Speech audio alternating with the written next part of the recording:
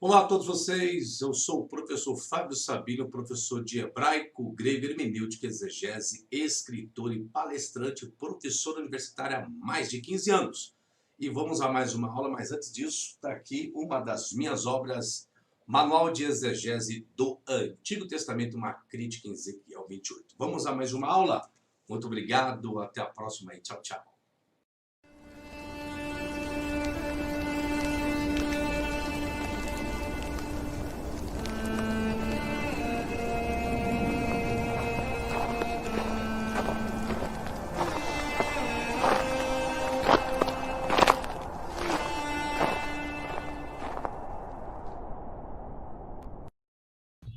Boa noite, boa noite, boa noite, tudo bem com vocês? Uma excelente sexta-feira, 19 horas e 1 minutinho. Aqui estamos, o assunto de hoje. Gente do céu, vai dar o que falar. Na verdade, eu vou estar fazendo uma série sobre esse assunto. Hoje teremos a primeira aula. Vou trabalhar primeiro com o Novo Testamento, depois irei para o Antigo Testamento, tá? A respeito dessa questão tão problemática, que é justamente a questão do inferno. Lembrando você, não esqueça daquele like maravilhoso, compartilhar essa live e se inscrever no meu canal. Lembrando que pessoas só podem comentar no chat caso sejam inscritos no meu canal, tá? Então, além de você se inscrever, acione lá aquele maravilhoso sininho para você receber as devidas notificações. Deixa eu dar uma boa noite aqui para a galera, antes de eu entrar no meu esboço, porque o assunto hoje, digo mais, eu vou dissecar hoje, não importa se será 1 hora, 2 horas, 3 horas de live, não sei. Só sei que hoje eu fiz um material aqui para discutir hoje esse assunto com vocês. E aí, talvez no domingo, na segunda, eu dou continuidade a esse assunto. E aí depois eu vou falar sobre vida após a morte, tá bom? Então fica bem claro aí. Boa noite lá pro fulano de tal, está aí presente. Donizete também, uma boa noite. André também, boa noite para vocês. Felipe, ó, já gostei aqui, ó. Júlia Beatriz Alves já entrou já com superchat. Gente, lembrando, quem quiser me ajudar, colaborar, fazer superchat, fazer Pix, né? Às vezes a pessoa não tem um cartão de crédito para poder fazer uso do superchat. Eu não estipulo valores não, gente. Quem quiser me ajudar, é o meu trabalho, vocês sabem disso. O meu Pix é o meu número de celular, está fixado aqui no chat, tá? Está fixado aí no chat e também na descrição desse vídeo aqui. Enfim, todos os meus vídeos, na descrição dos meus vídeos, contém meu número de celular particular. Então pode entrar em contato, pode fazer o Pix, tá bom? Então obrigado aí, viu, Júlia, pelo superchat, tá? Agradecido, tá bom? Vou continuar aqui dando boa noite aqui pra galera. Divino também chegou. Vamos lá, Carla, Júnior Nascimento, Sérgio Paulo, vamos aqui os demais. Robert também. Tem a Carla, boa noite. Anderson, nós temos também Anderson, nós temos o Alan. Opa, a Júlia já começou aqui, o Robert também, Felipe Oliveira, opa, Lucas Vaz, Jefferson, Leonardo, canal Yes, Turbo, Bocão também tá aí, o Cícero tá aí, Abdias, o William, enfim, gente, é tanta gente, obrigado aí pelo carinho, pela audiência de vocês, Elcio também, Anderson Ferreira, José Antônio, eu passo aqui rapidinho aqui, suplementação, Rodolfo, Sérgio Paulo, enfim, John e Enoque Teodoro, Robert também, Beth Pessoa, enfim, Michael Rosa tá aí, Tony também, Denise, Charles, enfim, Sandro Cristiano Heraldo. Obrigado, gente, é muita gente, Daniel, William Cal, bom, enfim, Daniel Sobral, Sandro, Rodolfo, bom, enfim, gente, todos vocês, uma excelente noite. Obrigado aí pelo superchat também do Sandro. Sandro também já entrou, já vem aí na live, já dando boa noite, aquele superchat maravilhoso, que eu fico muito agradecido com todos vocês, tá bom? Roberto também está aí, e o Beto Franco também, e o Jean também está, todo mundo aí sintonizado. Hoje, esse assunto inferno. O inferno realmente existe? Minha parte introdutória, depois vou compartilhar o esboço com vocês. Assim, muitas pessoas acreditam no inferno. Muitas pessoas acreditam no inferno. E muitas pessoas procuram levar uma vida regrada, uma vida sagrada perante a Bíblia justamente para não ir para o inferno. Algumas pessoas dizem que para você ou para a pessoa não ir para o inferno, primeiro tem que aceitar a pessoa de Jesus, segundo o cristianismo. Após aceitar a pessoa de Jesus, deve levar uma vida de santidade mediante perante a Bíblia, para que essa pessoa não vá para o inferno e perca a sua salvação, né? Geralmente é isso que as pessoas ensinam. Bom, aí eu faço algumas questões, né? Mas e se o inferno não existir? E se ele não existir? Muitos que deixaram alguns prazeres, vamos colocar assim, que ele tinha o entendimento da Bíblia, se tem o entendimento da Bíblia, algumas pessoas, que deve se privar de algumas questões para não ir para o inferno. Agora, e se o inferno não existir? Aquelas pessoas que passaram 30, 40, 50 anos se privando de tantas coisas no meio familiar, no meio social, no meio da família, né? De convites que poderia ter aceitado, mas não foi, com medo de pecar e ir para o inferno. E se o inferno não existir? E aí? Como fica essa questão? O tempo que a pessoa perdeu, não digo que perdeu, né? Mas há pessoas que vivem uma vida justamente por medo de ir para o inferno. É justamente sobre esse assunto de hoje que eu vou tratar com vocês. O inferno existe? Vou fazer uso de um texto dos evangelhos padrão, tá? Vai ser o evangelho de Marcos, e vamos discutir os elementos que ali existem. Mas antes de eu entrar propriamente no texto dito, eu vou primeiro definir algumas questões. Primeiro, a palavra inferno, uma definição etimológica. A palavra inferno, que hoje se conhece, origina-se da palavra latina pré-cristã inferus, tá? Que significa lugares baixos, tá? Lugares baixos. Então, a palavra inferno. Onde está o problema disso? Onde está? Sabe onde está? É porque, na verdade, no Antigo Testamento, existem alguns vocábulos hebraicos que, na verdade, ao traduzir a Vulgata Latina e depois o português, que dependeu um pouco dessa versão, onde existiam vocábulos hebraicos que não conotavam o sentido que as pessoas têm hoje. Traduziu tudo para inferno. Exemplo de um vocábulo no Antigo Testamento é Sheol. Então, onde está Sheol, que é sepultura, o tradutor foi e colocou inferno. Inferno, tá? Quando chega no Novo Testamento, o mesmo ocorrido. Então, quando você chega no Novo Testamento, você tem aí alguns vocábulos, sendo eles gregos. Você tem aí Geena, você tem Hades, você tem Tártaro. O que aconteceu com isso? O tradutor, ele foi e colocou tudo para inferno também. Ele não especificou, ele generalizou. Opa! Aí temos um probleminha. Qual o problema? A influência da patrística, a influência da segurança, a influência da fé, a influência da crença para prender e aprisionar as pessoas ao medo. É justamente isso, ao medo. Porque caso as pessoas que traduziram esses vocábulos tivessem o interesse na verdade, não teria manipulado as informações, não teria generalizado. Onde estava Sheol, colocasse sepultura. Onde estava Hades, que aí é um dos problemas que vai surgir, na semana vou tratar sobre isso, né? O Tártaro também, só colocaram tudo para inferno. E aí? Como fica essa questão? O que fazer? Existe o conceito de inferno em várias religiões. O que cada religião pensa sobre isso.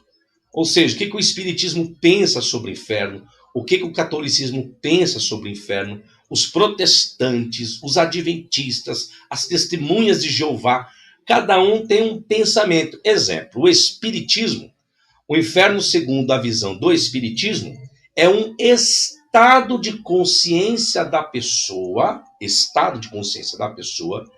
que incorre em ações contrárias às estabelecidas pelas leis morais, as quais estão esculpidas na consciência de cada pessoa. Uma vez tendo a criatura a consciência ferida, passa a viver em desajuste mais ou menos significativo de acordo com o grau de gravidade de suas ações infelizes e se estampam através de desequilíbrios espirituais, emocionais, psicológicos ou até mesmo orgânico. Esta situação lhe causa terríveis dissabores, tá?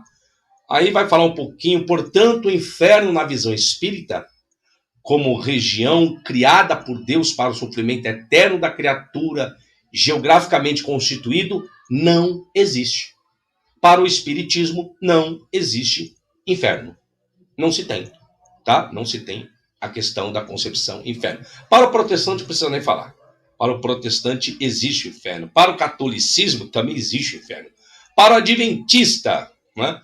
Na criação da humanidade, a união do pó da terra com o fôlego de vida produziu uma criatura ou alma vivente.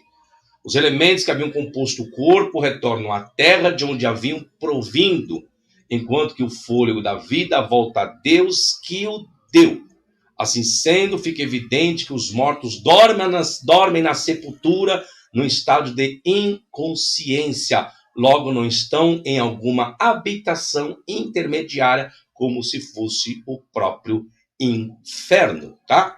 Aí depois existem vários conceitos, que aí vem um juízo final, aí depois do juízo final, os ímpios, então, cairá o fogo e enxofre do eterno, Deus vai purificar a terra, esse fogo queimará tudo, tá? Aí Satanás, seus anjos, os ímpios, também serão aniquilados. Essa é a visão do adventismo, tá? Bom, gente, o texto que eu farei uso, vou compartilhar a tela aí com vocês. Gente, não esqueçam daquele like, por favor, compartilhar e se inscreva aí no meu canal. Depois eu dou uma boa noite aí para todos vocês, tá? Tá bom? Bom, o texto que farei uso, vou compartilhar aí na tela com vocês. Vai ser o texto este aqui, senhores. Vai ser o texto de Marcos, capítulo 9, versículo 43, que diz assim: e se a tua mão te escandalizar, corta. Melhor é para ti entrares na vida aleijado do que tendo duas mãos, ires para o inferno, para o fogo que nunca se apaga. Kai eia escandalitse se en kersu apocolopsus aute calum estin sequilon e celte estem zoere tas dio queiras exconta apelte estem genan estopirto asbestum. Aí eu tenho um hebraico do Novo Testamento, tá, gente? Veliadha lemichol lecha katser ota tov lecha lavo el chachain ketuyayad michiot lecha shetei yadain velavo el geirinon el aesh asher ad yolam tukat. Ok? Então nós temos as expressões em português, tem no grego, tem no hebraico do Novo Testamento, que eu vou fazer análise. A origem do inferno. Vamos começar aqui a origem do inferno. Vamos lá? O vocábulo grego para inferno no texto de Marcos é Geena, que no hebraico se tem Geiron, Geirinon. Mas o que é Geena ou Rinon? Aqui já começa o primeiro problema. O que acontece, gente? Nesse texto de Marcos, capítulo 9, e outros também, dentre os evangelhos, Mateus, Marcos e Lucas. Então eu peguei Marcos, porque eu peguei Marcos? Porque a maioria dos estudiosos colocam que Marcos foi o primeiro evangelho a ser escrito antes de Mateus, antes de Lucas e antes de João. Então não há necessidade de eu pegar os outros evangelhos que vai falar do mesmo assunto, do mesmo vocábulo grego. Então, onde está o problema aqui que nós adentraremos? É que a palavra inferno, nesse texto de Marcos, capítulo 9, e outros textos também, que depois eu vou mostrar para vocês quais são esses outros textos, ele pegou a palavra inferno, foi uma tradução generalizada de um vocábulo que chama-se Geena. Então, primeira coisa que a pessoa tem que aprender é: o que é Geena? O que é Geena? De onde originou esse vocábulo, essa expressão? E a conotação desse Geena realmente se refere a um inferno? a um local onde as pessoas injustas, vamos dizer assim, onde os ímpios sofrerão eternamente? Então, para poder chegar nesse denominador comum, na veracidade dessa informação, eu preciso entender esse conceito primeiro histórico, para depois entender a aplicação que o Evangelho de Marcos fez referente à questão do inferno, tá? Então, a primeira prerrogativa será essa. Então, nós vamos trabalhar justamente com esse Evangelho de Marcos, não vou me deparar com os outros, que vai falar acerca do mesmo assunto, e já digo de antemão, eu falei aqui, mas eu sei que poucas pessoas, às vezes, prestam atenção no que eu disse. Obrigado aí pelo superchat aí, meu amigo Alcides da Mota. Muito obrigado e boa noite aí para você. Boa noite também, Fábio Luiz, Antônio Mota. Depois eu dou um outro boa noite aí para toda a galera, tá certo? Então, o que que acontece, gente? Já de antemão aqui explicar uma coisa para vocês.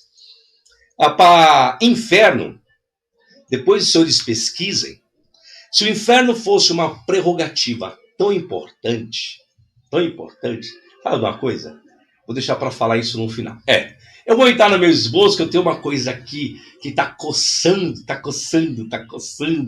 acerca do inferno, que depois que eu terminar meu esboço, eu vou fazer menção do que é, e vocês vão ficar de cabelos em pé do que vai acontecer. Então, eu vou trabalhar com Marcos, capítulo 9, versículo 42, que eu vou me deparar com a expressão: ireis para o inferno, para o fogo que nunca se apaga. Ok. Vamos para o conceito do Antigo Testamento. Vamos ler comigo aqui, então, o esboço. Vamos lá? Para vocês visualizarem e prender a atenção de vocês aí, tá bom? Vamos lá, então? Vamos lá.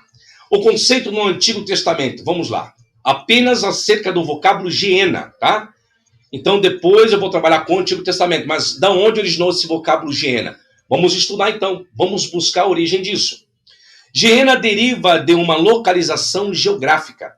Refere-se a um vale fora de Jerusalém, diversamente designado no texto hebraico como Vale dos Filhos de Rinom. Opa, já está melhorando. Lá na referência lá de 2 Reis 23:10, tá? Ou do filho de Rinom. E simplesmente de Rinom também, tá bom? Para simplificar, vou usar o termo Gerinom ao se referir às referências do Antigo Testamento e vou usar o termo Gena para as referências do Novo Testamento. O vale estava localizado ao sul, sudoeste de Jerusalém, e era adjacente ao vale de Cedron, que ficava ao sul, sudeste da cidade. A palavra Gerinom ocorre 13 vezes na Bíblia hebraica. Pode ser dividido essas referências em 3 categorias. Primeiro, textos que mencionam Gerinom como um termo puramente geográfico, se tratando apenas de um local. Texto que descreve eventos históricos que aconteceram no vale e seus arredores. E terceiro, textos proféticos sobre uma guerra no vale em que Deus punirá os apóstatas de Judá. Ok, então, vamos para o primeiro caso, que é Gerinom, que é uma referência geográfica. 5 referências a Gerinom como uma localização geográfica são compartilhadas em 3 versículos, Josué e Neemias. É 2 vezes chamado de Vale do Filho de Rinom e 3 vezes Vale de Rinom. Neemias é uma composição tardia com datas variadas entre 450 a.C. Josué é uma obra mais antiga.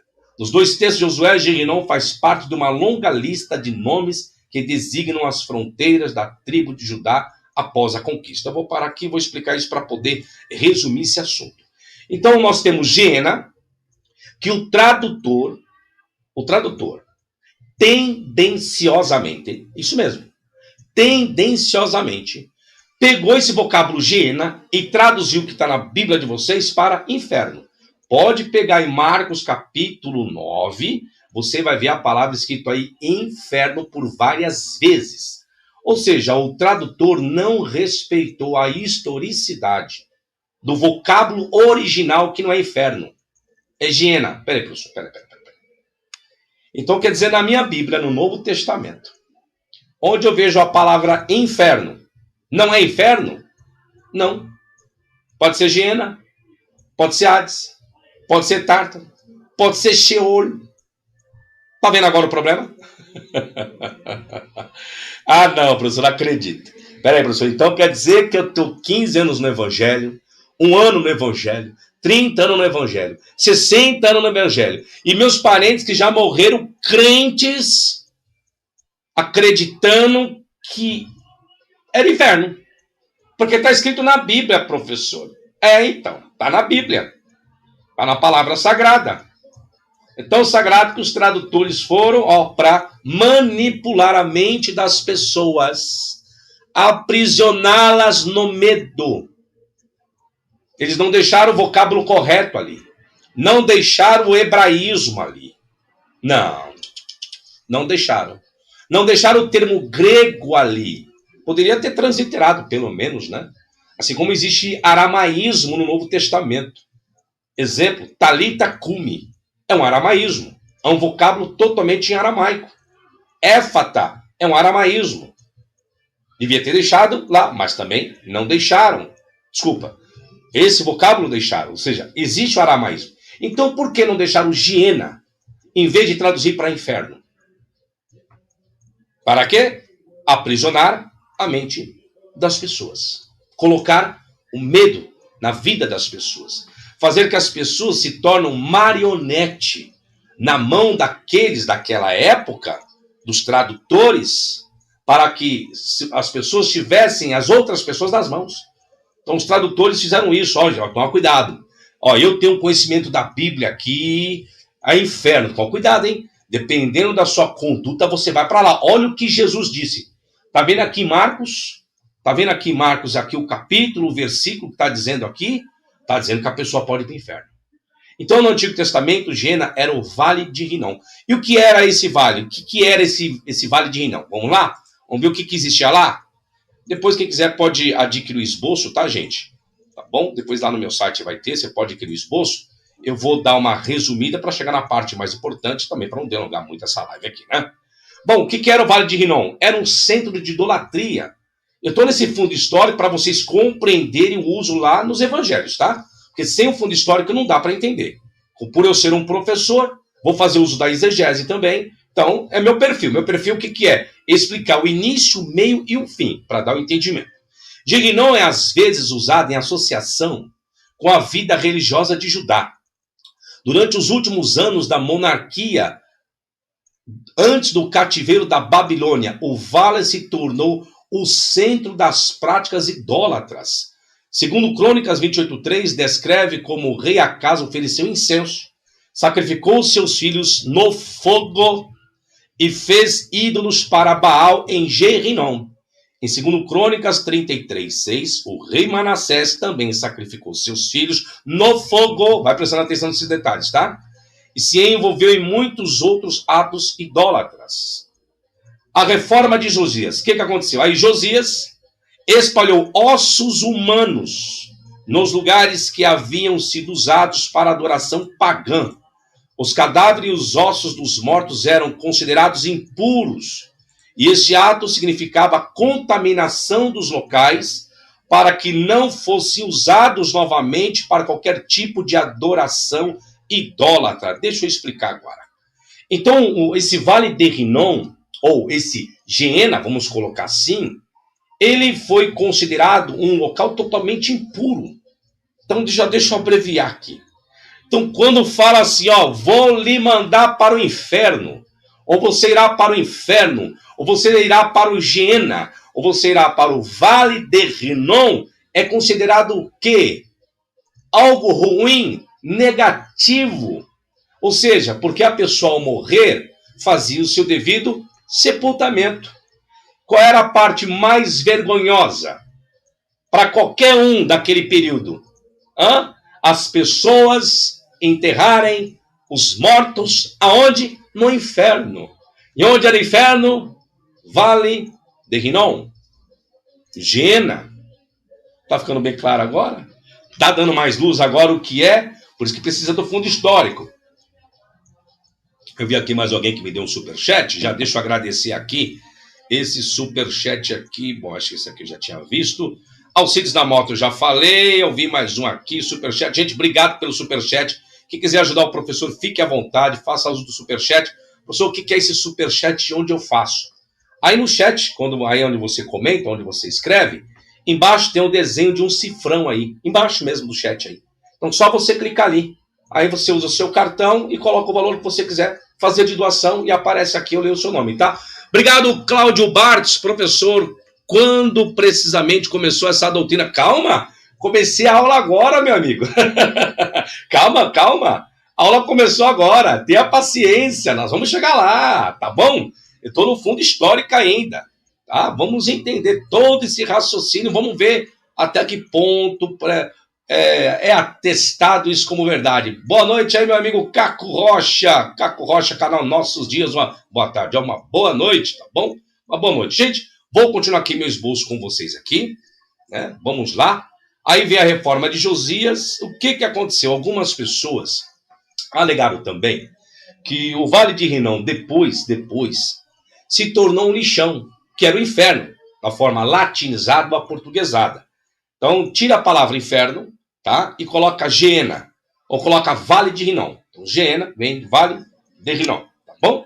Essa é a relação, tá? Mas, lógico, as Bíblias colocaram aí, tudo colocou inferno, generalizou radicalmente, tá? Então, algumas pessoas falaram que ali se tratava de um lixão. Vamos lá, compartilhamento de tela? Vamos lá. O grande lixão. O vale se tornou um objeto de horror e um receptáculo de lixo. Corpos de animais, criminosos e todo tipo de impureza eram lançados nesse vale. Se tornou um depósito de lixo onde o fogo não se apagava para consumir o lixo. Lembra que Marcos vai falar onde o fogo não se apaga? Aí, ó. Geena, o Vale de Rinom aí, tá? Dando origem a imagens como Isaías 66, 24 e Marcos, que é justamente o capítulo que eu vou tratar com vocês, tá? Entretanto, estudiosos apontam a falta de referência literária antigas e o fato de que não houve nenhuma descoberta arqueológica verificando a existência de um depósito de lixo em chamas em Gerinom, e sugere que tal depósito não existiu depois de Josias ou durante o tempo de Jesus, tá? Depois. Local de destruição dos ímpios. Vamos ver agora esse Vale de Rinom, Geena. O caso de Jeremias. Gerinom é um lugar onde Deus destruirá os judeus apóstatas em uma batalha futura. O primeiro texto é Jeremias 7, versículo 29 ao 34. Aqui Deus chama o profeta para cortar seu cabelo em sinal de luto e avisa sobre um julgamento vindouro. A profecia de Jeremias informa que chegará o dia em que o vale não será mais chamado de Vale do Filho de Rinom, mas de Vale da Matança, porque os mortos seriam tão numerosos que não haveria lugar suficiente para enterrá-los. Os corpos que permaneceriam insepultos serviriam de alimento para as aves de rapina e os animais da terra. Então Jeremias vai tratar um pouco sobre esse Vale de Rinom. Isaías também, que na verdade, por que eu estou fazendo alusão a esses dois textos aqui, senhores? Porque justamente é com base nesses dois textos que Marcos vai trazer essa narrativa do inferno. É com base nesses dois textos, tá? Jeremias e Isaías. Em cima disso. Por isso que eu falei que eu preciso adentrar a historicidade, a origem de tudo para chegar no que está registrado em Marcos. Não adianta eu focar lá no Evangelho de Marcos. Não, eu tenho que entender a historicidade. Eu tenho que entender o ponto inicial. Tá? O ponto inicial eu tenho que entender, senão não tem como. Eu deixo de ser professor. Que professor que é esse que isola o versículo e não explica? Porque eu sempre falo isso para as pessoas. Gente, não adianta citar o versículo. É o que todo mundo faz, né? Todo mundo não. Uma boa parte das pessoas fazem isso. Quando eles querem defender algo, pode ver, eles citam o versículo isolado. Não entende o fundo histórico, não entende a questão cultural, a questão temporal, a questão gramatical, o destinatário, não analisa nada do contexto, isola o versículo e coloca, ó irmão, você vai para o inferno, por quê? Porque Jesus disse lá na Bíblia Sagrada, lá no Evangelho de Marcos, capítulo 9, está aqui. Tá, explica o versículo, então. Explica a historicidade dele. É para qualquer um? Não, não é para qualquer um, não. Tá? Não é fácil, não. Depois que eu explicar, vocês vão ver que vai ficar facinho sobre essa história do inferno. Vamos lá aqui de novo? O caso de Isaías. A referência mais clara e a mais mencionada nos evangelhos é Isaías 66, 24, que diz assim, olha só. E sairão e verão os corpos mortos dos homens que prevaricaram contra mim. Olha aqui o detalhe, ó. Porque o seu verme nunca morrerá, nem o seu fogo se apagará, e serão um horror para toda a carne. Lembra alguma coisa disso daqui? Eu lembro, lá de Marcos, tá? Onde o verme não morre e o fogo não se apaga, tá? Isaías 66, do 1 ao 24, retrata uma batalha em torno de Jerusalém, onde Deus destruirá judeus apóstatas e gentios descrentes, enquanto os justos receberão proteção na cidade santa, tá bom? O profeta continua a descrever como os justos verão os cadáveres dos homens que se rebelaram contra Deus, que jazem fora de Jerusalém. Em seguida, ele menciona que o verme deles não morrerá e o fogo não se apagará. Aí o que o professor vai fazer agora? O que eu fiz? Aí eu fui, gente. Eu fui analisar toda essa historicidade a respeito do inferno em tudo que eu pude. Conceitos de livros apócrifos, a visão judaica, em tudo. E aí eu fui e vi o inferno nos livros apócrifos, considerados apócrifos e os pseudepígrafos. Em qual livro que eu fui encontrar essa questão do inferno? De Giena? Onde que eu fui encontrar? Qual livro? Que eu fiz menção foi ontem na minha live? Então, ontem eu fiz live, nem lembro se ontem eu fiz live. Lá no livro de Enoque, gente. Como sempre, Enoque, tá? Então, lá no livro de Enoque, o livro de Enoque trata em grande parte do destino final dos justos e dos iníquos. A palavra Geena não ocorre no livro de Enoque, mas há uma série de alusões a lagos ou vales de fogo. Então, lagos de fogo, vales de fogo, ou seja, nos arredores de Jerusalém. Então, o livro de Enoque, que vai trazer essa estrutura de um local de punição, um local de fogo, de tormento. Aí vem a perguntinha santa e sagrada. Peraí.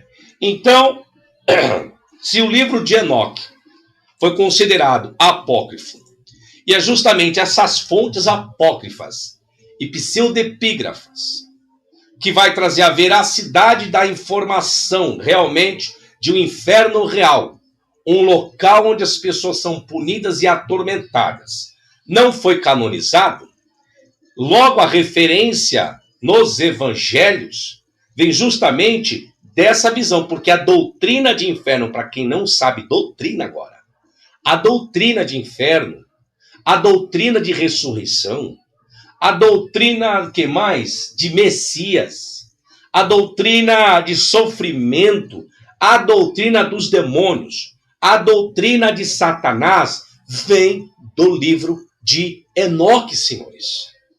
Eu tenho essa live aí, eu fiz essa live, eu demonstrei para vocês as passagens no Novo Testamento que originaram-se de Enoque. E justamente nessa live que eu fiz, vocês podem procurar, acho que foi semana passada ou semana retrasada, foi justamente nessa live que eu falei dos aspectos doutrinais contidos no livro de Enoque. Então foi considerado apócrifo e pseudepígrafo. Só que a ideia, ela se percorre no Novo Testamento. Não canonizaram o livro, não. Tiveram como espúrio. Mas as ideias estão inseridas. Peraí. Aí eu vos pergunto. Peraí, professor. Então, Jesus fez uso de um livro considerado espúrio, pseudepígrafo, apócrifo, segundo o Novo Testamento? Sim, fez. Segundo a Bíblia, fez. Porque a doutrina do inferno, conforme se entende hoje, vem do livro de Enoque. Aí eu pergunto, quem então está com a verdade? Se Jesus, escrito na visão de Marcos, na visão de Mateus, na visão de Lucas, é a verdade, logo então o livro de Enoque não é mentira. O livro de Enoque é a verdade. Agora, se o conteúdo de Enoque é a mentira, é a ilusão, é um mito, logo a citação dele, a doutrina incorporada nos evangelhos, é o quê? Não preciso nem falar. É mentira, é falso, é espúrio. Tá ficando mais claro agora? Tá dando luz ao entendimento de vocês? Tá? Essa é a questão, tá bom? Gente, não esqueçam do like, tá? Não esqueçam do compartilhamento aí, tá bom? Vou continuar o raciocínio aqui. Então nós temos a questão, o inferno dos apócrifos. Aí quando nós chegamos nos historiadores, como Flávio Joséfo e Filo, eles vão falar sobre o Geena como um lugar de punição. Essa é a questão. Joséfo faz referência ao vale sem o uso do nome. Na obra Guerra Judaica, ele se refere aos soldados judeus que, enquanto sendo perseguidos pelos romanos, correm para o vale que fica abaixo de Siloé. Tá? Finalmente, Joséfo explica que os cadáveres dos que morreram foram jogados nos vales abaixo das muralhas da cidade. Essas referências não apenas minam a alegação de que o vale de Rinom havia se tornado depósito de lixo em Jerusalém, mas também aumentam a visão de que o nome Geena não se desenvolveu totalmente como uma palavra de destruição, pelo menos dentro do círculo judaico. Então, o que acontece? Dentro do círculo judaico, até então, a visão que se tinha de Geena e de Vale de Rinom não era um local de total destruição. Opa! Então, se o inferno era real, se a ideia do inferno era a verdade, então, a verdade que prevalece qual é? É um local de destruição, é um local de 100% de tormento. Isso foi se desenvolvendo com o passar do tempo. Aí existe uma outra fonte judaica que chama-se Mishnah, que a Mishnah é uma coleção de tradições orais muito antiga, tá? Tomou sua forma final em algum momento no início do segundo século depois de Cristo. Aí lá tem 5 referências a respeito do inferno, ou seja, do Geena. Assumem a forma Gehinom, 4 das quais são atribuídas a rabinos que viveram bem após o primeiro século depois de Cristo. No entanto, uma referência atribuída ao rabino Yosef ben Yohanan, que viveu durante o segundo século antes de Cristo. Agora sim, vamos entrar propriamente no Novo Testamento. No Novo Testamento, vou compartilhar com os senhores aí novamente o meu esboço acerca dessa palavra inferno, né, que não é bem inferno, né? Opa, deixa eu ver aqui. Obrigado aí, JP Pneus, pelo superchat. Vai para cima, professor. Bora estampar a verdade sobre esse assunto. É justamente isso que eu estou começando a partir de hoje. Vamos ver que final vai dar esse inferno. Eu só quero ver que fim vai dar esse inferno. Robert Adrieta. Professor, então Jesus não foi ao inferno pregar os espíritos em prisão? Então, Robert, aí é um outro assunto, tá? Sobre esse assunto eu tenho aí no meu canal do YouTube, tá bom? Eu tenho esse assunto aí, mas esse assunto eu vou voltar com ele na minha série que eu vou falar sobre o que acontece após a morte, tá bom? Eu vou tratar justamente desse assunto aí também, desse texto aí, tá? Belezinha? Obrigado aí pelo superchat novamente, tá? Mas eu vou me focar primeiro hoje só a respeito do inferno. Aí quando eu for falar a respeito da vida após morte, aí eu trato especificamente com esse texto aí. Então, eu vou indo por partes para poder trazer um raciocínio bacana aí para vocês. Não vou pular as informações aqui, senão eu vou atropelar tudo.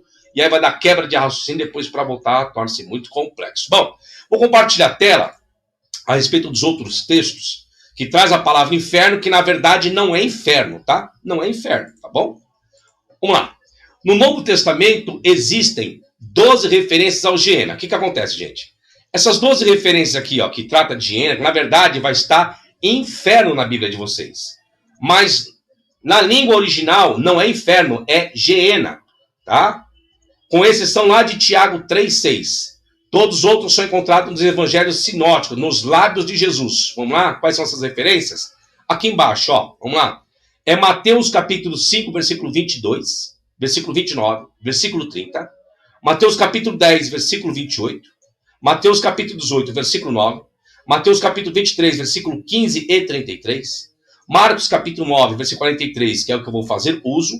Versículo 45, versículo 47. E Lucas capítulo 12, versículo 5. Todas essas passagens na Bíblia de vocês vai estar escrito aí inferno, mas não é inferno. Espera aí, professor. Eu vou verificar aqui. Espera aí, então não é inferno? Não, é Geena. Professor do céu. Não, não, professor, não faça isso comigo, não. Eu sei. Eu sei o que você está pensando aí agora. O problema é saber, Giena é inferno? Tá vendo aí agora? Tá vendo o que fizeram? Olha aí o que fizeram. Quantos milênios, pessoas presas à doutrina do inferno, que na verdade não é inferno em todas essas passagens que eu coloquei. Quando você chega no grego, não é inferno, é Geena. Vamos ver se Geena é inferno? Vamos continuar? Vamos lá, senhores. Vamos lá, senhores. Eu sei o que é isso. Isso é evidenciado pelo fato de que o corpo desempenha... Ah, não, deixa eu voltar lá. Isso, vamos lá. No Novo Testamento existem 12 referências ao Geena, com exceção de Tiago 3,6. Todos os outros são encontrados nos evangelhos sinóticos, nos lábios de Jesus. Em primeiro lugar, preste bem atenção do que eu vou falar. Todos os textos sinóticos que retratam o Geena como o lugar onde os ímpios serão punidos, todos os textos onde eu falei para você que é Geena, que está em inferno, todas essas passagens, que vai falar desse local de tormento, sabe quando isso vai acontecer? Se eu for pegar isso como verdade, preste bem atenção agora. Eu vou colocar agora que esse texto é a verdade. É a verdade. Que está registrado em todas as passagens que eu falei aqui agora. Onde o termo correto é Geena. Se realmente isso é verdade, sabe quando é que as pessoas vão então para o inferno? Segundo essas passagens? Eu quero saber, professor. É quando morre? Não. Peraí, professor. Não. Para. Agora o senhor está criando heresia. Será? Vamos ver se eu estou criando heresia? Vamos pegar o texto? Vou pegar o texto aqui para vocês e vou compartilhar e veremos se realmente essa é a verdade. Vamos ver então quando é que as pessoas irão verdadeiramente para o inferno, pegando esse texto como verdade. Vou compartilhar com os senhores a minha tela e vou fazer a leitura com vocês do texto bíblico que vai falar justamente sobre esse assunto. Olha aí, senhores. Marcos capítulo 9, versículo 43 ao 48. E Mateus capítulo 5, versículo 29, versículo 30 e o capítulo 18, 9. Vamos lá? E se a tua mão te escandalizar, corta. Melhor é para ti entrares na vida aleijado do que tendo duas mãos ires para o inferno. Qual é a palavra grega aqui? Geena, tá? Para o fogo que nunca se apaga. Onde o seu bicho não morre, e o fogo nunca se apaga. E se o teu pé te escandalizar, corta-o. Melhor é para ti entrares coxo na vida do que tendo dois pés serem lançados aonde? No inferno. Qual o nome aqui que se dá? Geena. No fogo que nunca se apaga. De novo. Onde seu bicho não morre e o fogo nunca se apaga. E se o teu olho te escandalizar, lança-o fora. Melhor é para ti entrares no reino de Deus com um só olho, do que tendo os dois olhos serem lançados aonde? No fogo do inferno. Ó, agora aqui o negócio ficou bom. No fogo do inferno. Onde o seu bicho não morre e o fogo nunca se apaga. Mateus, a mesma coisa. Portanto, se teu olho direito te escandalizar, arranca-o, atira-o para longe de ti, pois te é melhor que se perca um dos teus membros do que seja todo o teu corpo lançado aonde? No inferno. Qual é a palavra aqui correta? Geena. Aí o tradutor colocou o quê? Inferno. E se a tua mão direita te escandalizar, corta e atira para longe de ti, porque te é melhor que um dos teus membros se perca do que seja todo o teu corpo lançado aonde? No inferno. E se o teu olho te escandalizar, arranca-o e atira-o para longe de ti. Melhor te é entrar na vida com um só olho, do que tendo dois olhos serem lançados aonde? No fogo do inferno. Vamos parar e prestar atenção numa coisa aqui agora. Agora vem a pergunta, gente. Se o texto é a verdade, onde está a palavra inferno, que é inferno? É Geena, mas vamos colocar do jeito que está. Quando é que a pessoa vai para o inferno? Vou agora trazer aqui para vocês. É quando a pessoa morre Ou ela vai para o céu ou vai para o inferno? Segundo esses dois textos, não. Peraí, pessoal, não. Sabe quando é que a pessoa iria para esse inferno, trazendo isso como uma verdade? Vou ler aqui para os senhores meu comentário, tá? Vamos lá? Novamente vou ler. Em primeiro lugar, todos os textos sinóticos retratam o inferno como um lugar onde os ímpios serão punidos após a ressurreição corporal. Peraí, professor, então a alma e o espírito não vai? Não! Segundo o texto que eu acabei de ler de Marcos e de Mateus, se a pessoa realmente vai para o inferno só com o corpo. O que é isso, professor? Acabei de ler aí na Bíblia para os senhores. Irá com o corpo todo para o inferno. Peraí, então as pessoas que já morreram não estão no inferno? Não. Houve alguma ressurreição corporal? Houve? Justamente. Quem é que vai tratar disso?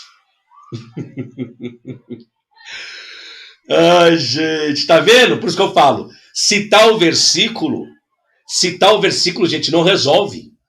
Tem que saber explicá-lo. E pode ler o versículo lá novamente. Vamos ver? Vamos lá, voltar lá para vocês entenderem novamente? Vamos para a prova? Vamos para a prova dos 10? Olha lá, gente. Se tua mão, tá falando do quê? Corpo. Corta. Melhor para ti entrares na vida aleijado do que ter duas mãos, o corpo. E ires para onde? Para o inferno. Inferno com o quê? Com corpo, senhores. Onde o seu bicho não morre, o fogo não se apaga. Se o teu pé é o quê? Parte do corpo. Corta-o. Melhor para ti entrares coxo na vida do que tendo os dois pés, corpo, lançado no inferno. Tanto Marcos quanto Mateus. A mesma coisa. Eu vou ler aqui esse comentário aqui de cima. Ó. Isso é evidenciado pelo fato de que o corpo desempenha um papel proeminente nesses textos, o que em si mesmo é um segundo fator unificador. Assim, Mateus 5, 22. Compara a punição no inferno, que é a tradução correta é Geena, com a sentença capital que os tribunais humanos poderiam aplicar. Uma linguagem corporal ainda mais forte pode ser encontrada em Marcos capítulo 9, 43 a 48, e Mateus 5, 29 e 30 e 18, 9, que é isso que eu acabei de ler aqui para os senhores. Aí Marcos 9, 43, por exemplo, diz, e se a tua mão te escandalizar, corta. Melhor é para ti entrares na vida aleijado que tendo duas mãos, ires para o inferno, para o Geena. Por quê? Porque no Geena o corpo sofrerá um destino pior, colocando isso como uma verdade. Entenderam agora, senhores? Então, quando todo mundo fala, a pessoa morreu, fulano, ciclano, ppp, papapá, foi pro inferno. Ô, gente, eu estou usando a Bíblia dos Senhores. Então, segundo a Bíblia dos Senhores, não tem ninguém no inferno, senhores. Porque para estar lá no inferno, tem que ter corpo. E digo mais. Eita, vou apertar agora.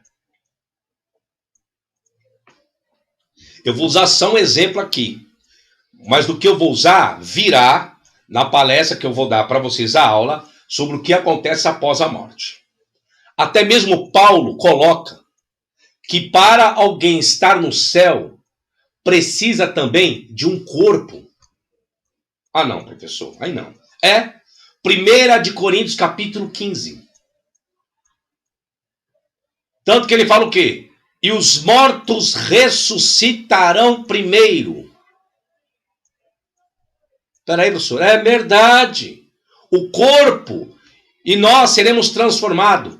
Porque isto que é mortal se revestirá da imortalidade. Então, estaremos com ele nos céus. Professor do céu, isso é bombástico. É? Detalhadamente, eu farei isso quando eu der a aula sobre o que acontece após a morte. Meu professor do céu. Ai, Nivaldo pergunta assim. Vamos lá, Nivaldo. É uma pergunta pertinente ao assunto aqui. Eita, perdi você. Aqui. Mas na Bíblia existem quantos tipos de inferno? Então, é isso que eu vou explicar de novo, gente. Vou explicar de novo. Na Bíblia, não existe inferno. Na Bíblia existe Sheol, Gêena, Hades, Tártaro. Inferno foi a má tradução que colocaram na Bíblia. Tá ficando clara a aula agora? O problema foram os tradutores, senhores. Tá? Os tradutores fizeram isso. É isso que eu estou dando essa aula para vocês agora aqui. É isso que eu estou fundamentando e compartilhando com vocês o meu esboço. Ah, não, professor, não posso. É a verdade. Fazer o quê? Eu estudei e estou trazendo para vocês aqui, ó, gratuitamente essa aula para os senhores. Colocando todos os fundamentos.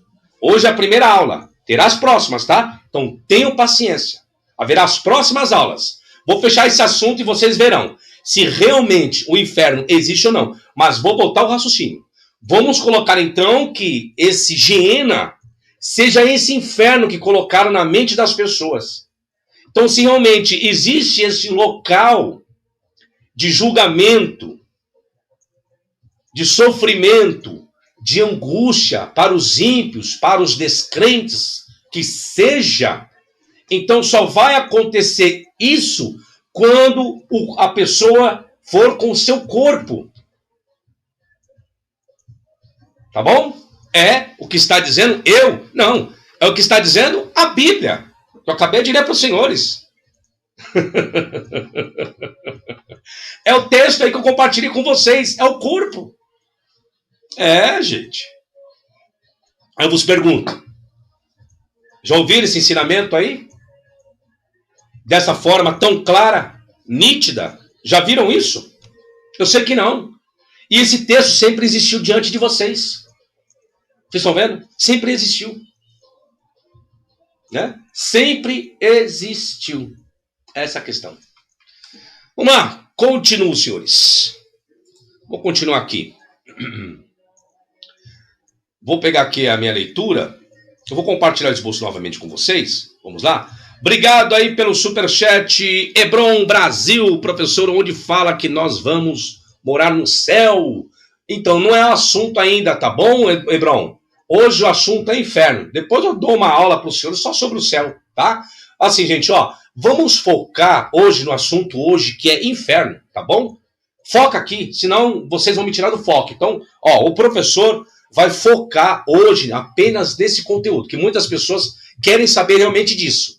O inferno existe ou não? Eu sei que tem um monte de crente aí. Um monte de crente aí aqui, ó, já com os neurônios pegando fogo. Eu sei disso. Eu sei disso. Tá? Então vamos lá. Vamos devagarzinho aqui, vamos aqui no inferno primeiro. Primeiro vamos começar no inferno, depois nós vamos para o céu. Tá bom? Até que ficou interessante esse assunto, né? Vamos começar primeiro aqui no inferno, depois a gente vai para o céu. Aí já tem uns crentes aí, misericórdia, irmão. O professor está acabando de ensinar que esse inferno existe, viu? Vou continuar, gente. Eu não vou dar respostas de assuntos que fogem aqui ao assunto, tá? Tô vendo gente aí no chat escrevendo um monte de coisa aí. Me desculpem, gente. Hoje, na hora que eu terminar meu esboço, eu até separo algumas perguntinhas de vocês aí. Separo não, eu jogo o link para vocês entrarem aqui na sala, tá? Aqui na sala, mas ó, outra coisa. Deixa eu logo já explicar. Eu vou dar abertura para vocês entrarem aqui na sala, bater um papo comigo ao vivo. Só que para entrar aqui na sala, você precisa ter microfone e câmera. Eu não aceito anonimato, tá bom? Então você vai entrar aqui com o microfone, com a sua imagem, vamos bater um papo. Você pode falar da sua crença, pode falar da sua fé no inferno, o que você quiser, tá bom? Então eu vou deixar ele depois aqui no finalzinho para vocês entrar aqui. Vou deixar o link para entrar aí no chat, aí vocês clicam e entra aqui. E outra coisa, quando for entrar na sala, vocês estão vendo aí o YouTube. Vocês estão me vendo aí pelo canal do YouTube. Aí aqui é uma outra sala. Quando vocês entrarem, deixa mudo, tá? Quando entrarem na sala, deixa o áudio do YouTube mudo, que vocês vão entrar numa outra sala virtual, tá bom? Senão vai dar eco, tá? Já aviso de antemão aqui, já para vocês se precaverem aí, tá bom? Vou continuar, vou compartilhar o esboço aqui novamente, vamos dar continuidade a esse assunto, que é muito conteúdo aqui. Eu falei, não importa quantas horas eu vou levar. É interessante ponderar a conexão com Isaías, que Marcos faz, e até mesmo as passagens de Gerimnon em Jeremias, todas as quais retratam cenas de batalha que resultam em uma devastação e cadáveres. Lucas 12, 4, 5 é ainda mais corporalmente orientado ao sugerir que o que é jogado no inferno são os cadáveres daquele que Deus matou. Novamente, lembra-se do tema em Isaías 66, 24. Olha o que vai dizer Lucas capítulo 12. E digo-vos, amigos meus, não temais os que matam o corpo, e depois não tem mais nada que fazer. Mas eu vos mostrarei a quem devieis temer. Temei aquele que, depois de matar, tem poder para lançar no inferno. Sim, vos digo, a esse temei. Lançar o que no inferno? Qual é o contexto? Aqui, ó. Lançar o que no inferno? O corpo, senhores. O corpo. Dos sinóticos, Mateus mostra uma preferência por Geena. Marcos usa o termo apenas em uma perícope e é obrigado a explicá-la por meio de Isaías 66, 24. Lucas usa a palavra apenas uma vez em um provérbio obscuro de importância secundária para sua teologia escatológica, e parece que a única razão pela qual ele a incluiu foi um compromisso de aderir fielmente à sua fonte. Qual foi a fonte de Lucas? Marcos. Visto que Mateus é reconhecido como o mais palestino dos evangelhos, se tem, portanto, uma indicação de que o motivo do vocábulo Geena, após hibernar por vários séculos, voltou à vida dentro dos círculos palestinos. Agora, vamos analisar o texto agora de Marcos 9:43. Vamos lá? Agora aqui onde vai pegar fogo. Vamos lá. Ires para o inferno, para o fogo que nunca se apaga. Introdução. Marcos é um texto importante sobre o inferno. Ou seja, Geena, tá aqui, ó. Geena, tá bom? Por dois motivos. Primeiro, por sua datação. De acordo com a maioria dos comentaristas, Marcos foi o primeiro evangelho a ser escrito. Se isso for verdade, faria de Marcos o texto sinótico mais antigo a conter sobre o inferno. Um total de 3 vezes, ou Geena, tá? Continuo. Como tal, pode ter influenciado diretamente a redação de Mateus e, possivelmente, direta ou indiretamente, as outras ocorrências de inferno em Mateus e Lucas. O julgamento de Deus. Jesus usa 3 expressões paralelas para explicar o julgamento de Deus. Em Marcos 9:43, ele menciona ir para o inferno, para o fogo inextinguível, e Marcos 9:45, simplesmente inferno. Em Marcos capítulo 9, versículo 47 e 48, para o fogo do inferno, onde seu verme não morre e o fogo não se apaga. Beleza. Vou usar Marcos aqui. Aí vem a expressão, versículo 48. Onde o seu bicho não morre e o fogo nunca se apaga. Ok. Rupo skolex auton u teleuta kaito pir u sbenitai. Ok. Asher ran tolatan lo tamuti veisha lo terve. O contexto paralelo. Olha, eu vou fazer uma análise interessante agora. O versículo de Marcos 9:48 é uma citação direta de Isaías 66, 24. Está aqui, ó. Olha Isaías 66, 24. E sairão e verão os corpos mortos dos homens que prevaricaram contra mim, porque o seu verme nunca morrerá, nem o seu fogo se apagará. Isaías na Septuaginta. Skolex auton u teleutesei, kai topir auton o isbes tesetai, kai sontes eis orasim passe sacri. Aí nós temos viad su viaru baigirei, hanashin, hafushim biki, tolatan lo tamuti ve isha lo tirve vera veavu, daraon lechol basar. Opa, basar. Ok. Então, o que eu vou explicar aqui agora? Isso aqui, ó. Vamos lá? Olha a problemática agora existente, senhores. Primeira questão dos verbos lá de Marcos. Os 2 verbos em Marcos 9:48 que descrevem o verme e o fogo, a saber, teleuta e sbenitai, são reveladores. O versículo em geral como esses verbos, em particular, são frequentemente considerados como lidando com o tempo. Ou seja, o verme nunca morrerá e o fogo nunca se apagará. Vamos ver se essa é a verdade, está no texto mesmo?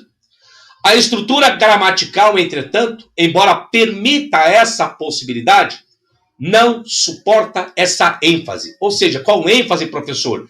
A ênfase a respeito da questão temporal, do futuro. Quer ver? O problema do verbo teleuta. O vocábulo teleuta, o verbo teleuta, está, olha qual tempo está no texto de Marcos, presente do indicativo ativo. Se o escritor quisesse indicar uma atividade sem fim, eternamente, um tempo futuro, teria feito mais sentido, ou seja, o uso do vocábulo teleutesei, por exemplo, não morrerá. O que eu estou explicando aqui agora, senhores? No próprio texto de Marcos, que está falando do fogo que nunca se apaga, está errado. Tinha que ser um outro verbo para colocar a conotação do futuro. Tá? É isso que seria. Já temos um problema gramatical aí no texto. E eu vou provar isso, sabe onde? A referência que o Marcos está fazendo, que é justamente em Isaías. É onde haverá a prova. E Marcos faz uso do quê? Desculpa, Marcos, Mateus, tantos outros, fizeram uso do quê? Da Septuaginta. Vou provar. Eu gosto porque o professor Fábio trabalha com fundamentos. Não trabalho com o que eu penso, o que eu acredito, o que eu acho. Vamos chegar lá. Ok? Vamos ver lá? Gente, igual eu estou falando, estou usando o texto grego aqui, tá? Eu estou fazendo exegese aqui. Exegese estou fazendo aqui para vocês ao vivo e a cores, viu? Ao vivo e a cores. Estou usando o grego, esquece o português aí. Agora aqui é exegese pura, tá? Não vou nem me preocupar com o português. Vamos preocupar agora com a língua original. Vamos lá. A maioria dos manuscritos da Septuaginta, preste bem atenção, estou compartilhando com vocês aí, tá? De Isaías 66, 24, tem o quê? Teleutesei. Opa! Teleutesei. Teleutesei. Tá aí, ó. Com exceção do Códex Alexandrinos, que tem teleuta. E a preferência de Marcos pelo indicativo presente, né? Pelo verbo presente no indicativo, mais ambíguo poderia sugerir uma tentativa deliberada de aderir ao texto hebraico de Isaías, onde, como indicado acima, a ideia de duração eterna, seja para o fogo ou para o verme, simplesmente não está presente. Há outro verbo aí, o outro problema do outro verbo, sbenitai. O segundo verbo grego é ainda mais revelador. Sbenitai, como teleuta, também aparece no presente do indicativo, ao invés de um tempo futuro, como preferencialmente teria sido o caso se o elemento tempo fosse dominante no texto. No entanto, mesmo que as implicações de teleuta em relação ao tempo sejam ambíguas, o quadro parece mais claro quando se trata do uso de sbenitai. Sbenitai é uma forma passiva da raiz sbenime, que é extinguir ou apagar. Assim, a força da forma passiva é que o fogo não pode ser apagado, obviamente por um terceiro, ao invés de ele nunca se apagará. A forma verbal, portanto, não tem relação com a duração de quanto tempo o fogo vai queimar, mas sim com a sua intensidade ou natureza, onde nenhuma pessoa ou poder será capaz de impedi-lo. Ou seja, refere-se à natureza e não à duração. E nesse caso, a questão da eternidade do castigo não vem à tona. O problema do adjetivo agora, asbeston. Agora o adjetivo. A validade desta conclusão é ainda mais reforçada pela presença de outra palavra relacionada para descrever o fogo do inferno. A saber, o adjetivo asbeston, em Marcos 9,43. Etimologicamente, Marcos ele combinou o prefixo negativo do alfa com o vocábulo sbestos, da raiz sbenime, que é extinguir ou apagar. Isso qualifica a natureza do substantivo pir, que é fogo, a saber, que não pode ser apagado por terceiros. É, portanto, uma descrição da natureza do fogo sem qualquer referência à sua duração. O uso do adjetivo asbestos em outras passagens aponta a mesma direção. A palavra ocorre apenas 2 vezes novamente no Novo Testamento, ambas nos evangelhos sinóticos, em Mateus 3,12 e em Lucas 3,17. Olha o que vai acontecer. Vamos lá? Aqui, ó. Em sua mão tem a pá, e limpará a sua eira, e recolherá no celeiro o seu trigo, e queimará a palha com fogo que nunca se apagará. Olha o vocábulo grego aqui, o mesmo, que está lá em Marcos, tá? Lucas. Ele tem a pá na sua mão, e limpará a sua eira, e ajuntará o trigo no seu celeiro, mas queimará a palha com fogo que nunca se apaga. Asbesto, mesmo vocábulo. Vamos ver agora? Vamos ver se é um fogo eterno? Vamos lá? O mesmo vocábulo, o mesmo adjetivo, tá? Ambas as referências aparecem no contexto do julgamento divino. Aqui, ó, esses aqui, ó. Mateus e Lucas, tá? Tá falando sobre o julgamento divino. O destino dos ímpios é comparado à queima da palha. A expressão piri, asbesto, fogo inextinguível, o fogo que nunca apaga, apagará, que está aí na Bíblia dos Senhores, é comparado à queima da palha. Opa, isso aqui é contraditório. Por que é contraditório o que está escrito aqui em Mateus 3,12 e Lucas 3,17? Por que é contraditório, professor? Vamos provar o porquê é contraditório, vamos lá? Na figura de linguagem. Pois o fogo que queima a palha é caracterizado por sua intensidade e de curta duração. Ou seja, como pode ser dito que o fogo nunca apagará se a palha acende e é consumida rapidamente? Como que faz isso? Não sabia que a palha queimava eternamente, não, senhores? A figura da palha já diz isso. Então, o mesmo vocábulo que é usado nessas duas referências é o mesmo vocábulo lá de Marcos e de outras referências. Então, não está falando de um fogo eterno, não, senhores. É algo de curta duração. Pegando que o inferno seja verdadeiro. Pegando que o inferno seja verdadeiro. Por isso que eu falo que no grego, quando se faz exegese, traz mais luz. Por isso que eu peguei dentro de um contexto paralelo. De um julgamento também. Então, eu tenho 2 contextos tratando-se de julgamento. Então, não posso aplicar apenas em Marcos esse adjetivo de uma coisa que é eterna, enquanto o mesmo vocábulo está sendo feito uso em outros contextos paralelos de uma questão de uma curta duração. Olha a palha, gente. O que a palha meteu o foguinho? E a coisa que mais rápido pega é a palha. Ó, acabou. Acabou. Dentro do grego isso agora, fazendo exegese. Estou fazendo exegese para os senhores, para se tornar bem simples e bem explicável essa questão. Vamos lá. Quando a pessoa morre, a alma vai para o inferno? Vamos lá. Vou compartilhar novamente a tela aí com os senhores. Vamos ver. Já expliquei isso, mas vou voltar a esse assunto aqui. Quando a pessoa morre, a alma vai para o inferno? Segundo Marcos 9, 43, 50, informa que não. Ou seja, tem que ser com o corpo. Nesta passagem é dito 3 vezes que é melhor para uma pessoa perder uma parte do corpo do que ir para o inferno todo o corpo. O mesmo se fala em Mateus 5,29, 18,9, sobre a punição, etc. e tal. O conceito dos estudiosos a respeito de Marcos. O que alguns estudiosos vão dizer, senhores? Foi dito por estudiosos que assim como o sal preserva os alimentos, o fogo do inferno não destruirá, mas preservará os pecados para que queime eternamente. Tem os estudiosos que disseram isso. Entretanto, essa sugestão não é cabível, especialmente à luz do que foi dito acima, sobre a natureza do inferno.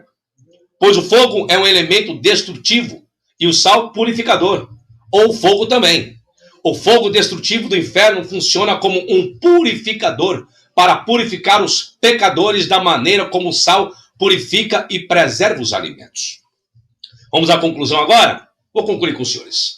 Marcos 9 fez uso de profecias do Antigo Testamento que retratavam o julgamento divino, assumindo a forma de uma batalha entre Deus e os inimigos ao redor de Jerusalém, onde isso aconteceu, onde as pessoas morreram e os seus corpos ali ficaram, não foram para o inferno, tá?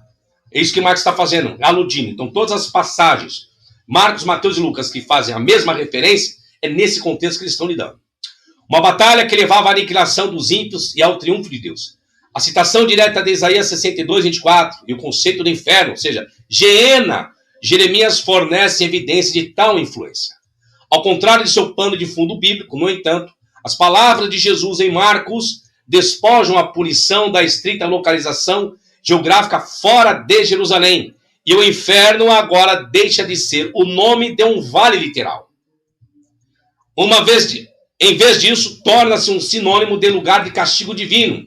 É isso que os escritores fizeram. Imagens bíblicas também podem ser detectadas por trás de Marcos 9:49, que é melhor compreendido contra o pano de fundo do antigo sistema sacrificial israelita, em textos como Levítico 2:13, que menciona o sal da aliança. Aí tem a segunda observação que eu faço. A segunda observação é a presença do corpo em julgamento, que por sua vez evidencia uma sequência temporal. Aí teria que ser morte, ressurreição corporal, julgamento que permeia a compreensão de Marcos. Aí sim, se alguém quiser colocar inferno, que coloque. Mas já estou explicando que na verdade não é. Geena não é inferno. Continuo, terceira observação. Uma terceira e última observação é que o texto de Marcos dá evidência a uma crença na destruição e aniquilação final dos ímpios, em vez de seu tormento eterno, como muitas vezes se supõe. O pano de fundo de Marcos foram as passagens referentes a Gehinom de Jeremias e Isaías, embora a linguagem em Marcos seja mais indeterminada, ainda há uma boa razão para sugerir que Marcos aponta a mesma direção, a saber, primeiro, o uso de palavras como adjetivo, que eu expliquei, os verbos, duas questões, não há pensamento de uma tortura eterna de seres humanos, nem esse pensamento está implícito na citação de Isaías de Marcos, não existe isso. Se Marcos pega a fonte, que é Isaías e Jeremias, lá não está falando de inferno e muito menos de uma morte eterna. Vai falar do Vale de Rinom? Vai, que a Geena vai, mas não do que foi colocado no Novo Testamento. Tá? Quarta observação. Com respeito ao contexto histórico, se viu que o inferno, Geena, muito provavelmente não era um depósito de lixo fora de Jerusalém, como frequentemente se supõe. A evidência disso é tarde demais. O termo Geena também não era uma palavra comum usada para designar a punição dos ímpios antes da época de Jesus. Continuo. A evidência de várias fontes judaicas relevantes é datada no final do primeiro século, no mínimo. Aí que vai entrar o conceito de Geena como o inferno, senhores. Em outras palavras, deixa eu fechar aqui. Ou seja, os evangelhos foram escritos quando? Quando? No segundo século. O que fizeram, senhores? Agora eu explico. Esse evangelho de Marcos, de Mateus e de Lucas, foi os pais das igrejas que inseriram o bendito inferno aí. Eles que criaram a teologia do inferno. A manipulação veio deles. Nós não temos evangelho escritos no primeiro século, porque os papiros não me permitem afirmar isso. E a patrística do primeiro século também não me permite dizer isso. Esses são os melhores fundamentos existentes. Criado novamente. Pegaram o vocábulo Geena, olha a tendenciosidade, por isso que na sua Bíblia, que você tem em português, você não vai encontrar Geena, você não vai encontrar Sheol, você não vai encontrar Tártaro, vai encontrar algumas atestações, nem isso. Nem Hades você vai encontrar. Você vai encontrar inferno, um vocábulo mal traduzido para todos esses vocábulos que eu acabei de falar. Vou continuar a leitura aqui do meu esboço aqui para fechar esse assunto aqui. O primeiro que trouxe os elementos escatológicos de Gehinom, da obscuridade, e usou o termo quase como um sinônimo para o julgamento dos ímpios, foi Jesus. Seu ensino deve ter exercido considerável influência sobre as massas palestinas e seu ministério frequentemente envolvia conflitos e debates com os fariseus. Colocando isso como a verdade de Jesus, tá? Não estou colocando manipulação, não. Vou colocar como fosse a verdade. Assim, não é nenhuma surpresa que no Novo Testamento a palavra Geena, vou traduzir para inferno, como está no seu português, apareça principalmente em obras de origem judaica da Palestina, sendo Mateus e Tiago. É possível que o conflito entre os fariseus e Jesus... Para mim, isso aí eu acho que é parábola e é literal, né? Não é assim, eu acho que real, né? Olha, eu vou dar uma dica para vocês, tá? Mas isso aí eu vou deixar para a próxima aula. Só vou dizer uma coisa. A narrativa de Lucas não é nem literal e nem parábola. Nenhum dos dois. É um outro cenário. É uma outra forma. Nem literal nem parábola, só que as fundamentações eu vou deixar para a próxima aula que eu vou lidar especificamente só com esse livro de Lucas aí. Tá bom, professor. Obrigado Tá aí. bom? Obrigado, Paulo Ferreira. Depois você confere o Pix aí que nós fizemos aí. Obrigado, agradeço, viu? Uma boa noite para você. Fala, Davidson Macedo, boa noite. Boa noite, professor. Estou falando aqui de Recife, Pernambuco. Eita, calor aí pelo visto, né? Oxe, tá insuportável o calor aqui. Eu queria frisar um ponto muito interessante, que é Mateus 24, né? A fala de Jesus, quando os discípulos perguntam qual vai ser o sinal da sua vinda e qual seria o sinal da destruição do templo. Eu queria saber o seguinte, pela fala de Jesus, é impossível ter uma interpretação totalmente diferente e esperar o Cristo, o Filho do Homem, hoje, em 2021.